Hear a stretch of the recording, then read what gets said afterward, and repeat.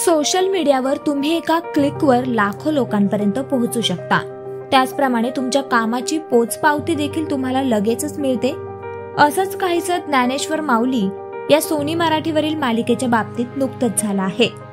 सर्व परिचित असा माऊलींनी रेड्यामुखी वेध वदवले हा प्रसंग नुकताच मालिकेत सादर झाला।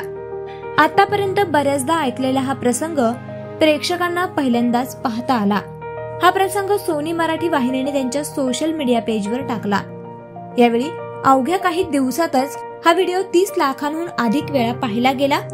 2 लाख लोकांनी तो आवडल्याचं सांगितलं, तर 6000 जणांनी हा व्हिडिओ शेअर केला आहे। त्यावर 3000 कमेंट्स देखील आल्या आहेत।